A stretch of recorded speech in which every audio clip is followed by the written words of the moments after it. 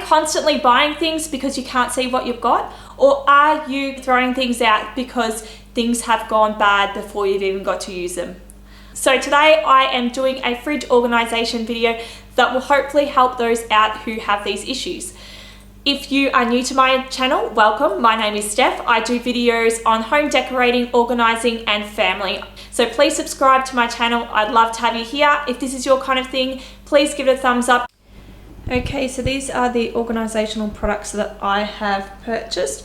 I bought this clear drawer with handle.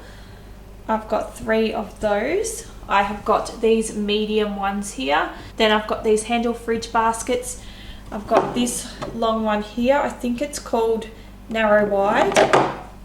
And then I've just purchased 2 bottle holders. So this is what we're going to use for the project. So this is the inside of the fridge. I've just done a grocery shop. So it is just me and my daughter, but there's a pandemic going on at the moment. So I have been buying sort of 3 weeks worth of groceries. Being a single mum and all, I don't really want to be taking her out. So I'll sort of buy 3 weeks worth of groceries. And this is where I'm sort of having the issue that things are going bad or I can't see what I've got. So I've decided that I'm going to organize my fridge. So first of all, I'm going to just take everything out and then I am going to sort everything into categories. Then I'll be able to see exactly what storage solutions I need.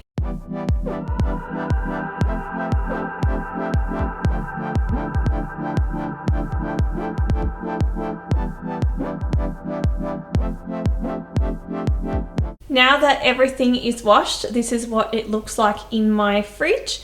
And I just have to now label everything and put everything back into the fridge.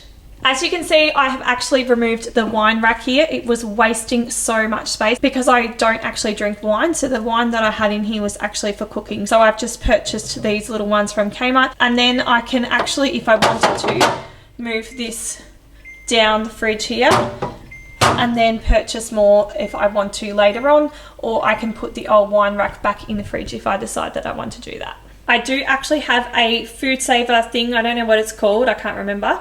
I think it's like a Vent Smart or something like that, coming from Tupperware. So it's actually going to take up majority of this area. So I think she said it actually fits 3 or 4 iceberg lettuces. So this will take up majority of this area, and then there'll be just a small area in this corner. So it will be divided by that, and it will actually keep my vegetables much fresher. So when I take them back home from the supermarket and I haven't actually prepared them yet, I've actually got somewhere that is going to keep them fresh until I'm actually ready to use them.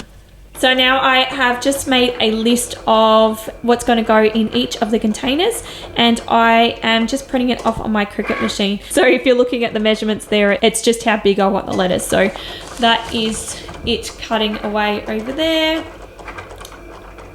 And it's just going to take its little time doing that. And I am just going to make a cuppa while that's going. And hopefully it doesn't take too long and it actually works. I'm still new at this, so it can get a little bit frustrating. I actually think you're better off buying labels. If I knew it was going to take this amount of time making them, I probably wouldn't have bought the machine. I probably would have just bought them. But anyway, it's done now. This is pretty much what it looks like when it's finished. I haven't tried to pretty it up. I know a lot of people do. They take things out of packaging and try and pretty it up for the video. But I'm just showing you what it looks like as it is. So this food obviously needs to get washed and cut up, so it's probably is going to look a lot nicer in here, but I just don't have the time for it, to be honest. My cats are hungry, it's late at night, and these labels take forever to make. So this is it. Now, a few tips. If you are going to do labels like this, then I would recommend labeling both sides. So you can see I've actually labeled vegetables on that side and fruits on that side, and I've actually done the same with this one. You can't see it, but I have done the same with this one.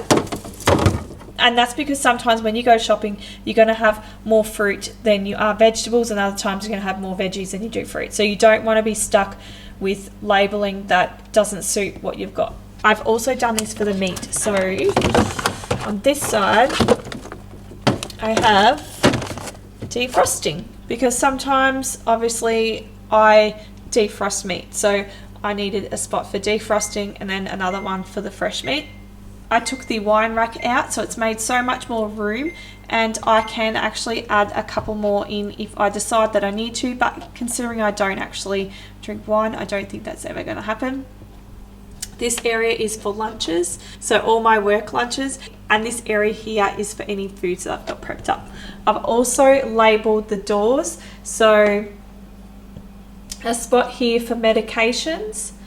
I haven't actually labelled this, and I'm not going to be buying jars of ginger and garlic or anything like that. I'm actually going to be just buying fresh stuff and freezing whatever are left over, because this has nasties in it. So I don't actually have a purpose for that, but that's fine.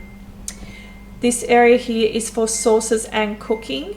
So I use a lot of maple syrup in my baking. The rest is really just sauces and cooking stuff. And down the bottom here, I have my drinks. We pretty much drink just milk and water in this household, and hot drinks. So I actually just bought this juice. So if you guys have any kids who are fussy with vegetables, this has spinach, kale and cucumber in it, as well as some fruit. So she's actually really loving that, which is amazing. The other tip I would have for you would be just for your eggs, just to write the expiry date on them. So just grabbing a chalkboard marker and writing the expiry on it. And that's for anything that you sort of take out of a packet, just to get a chalkboard marker and just to write the expiry on it. And that works pretty well. So I'm pretty happy with this fridge and how it's turned out. As I said before, I am actually waiting on some containers to come from Tupperware, which will actually go in the bottom here, so it will actually divide up my vegetable crisper. Things will last longer and they won't be spoiling each other. So if something is rotten, it's going to be divided from the other things and it's not going to spoil. But to be honest, I am pretty good at using up everything that's in my fridge. So there it is.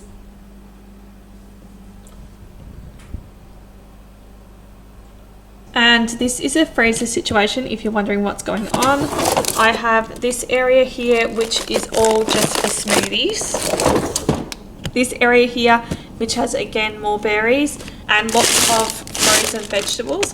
To be honest, because of the pandemic, I have gotten frozen vegetables, but I don't normally actually use frozen vegetables, and I don't normally buy this much berries. So I didn't want to actually go and do a big organisation of this, because it would just be a waste of time. I'm just going to end up probably going back to normal after all this is over. So, and the bottom of the freezer is just meats. So a little tip for you is, if you want to save a bit of room in your freezer, then to store things vertically. Obviously you want to let them freeze flat first, and then you can store them up vertically. This also works really well if you have like Hydrolite icy poles or Zupa Dupas. So again, you just want to make sure that they are frozen. Then you'd put a container in there and then you'd stand them all up. So that would save you heaps more room in your freezer. Thank you all for watching. I hope you all enjoyed the video. If you did, please give it a thumbs up and don't forget to subscribe. I also have a Facebook and Instagram page, which you can also catch me on. Thanks for watching, and I'll see you in another video. Bye.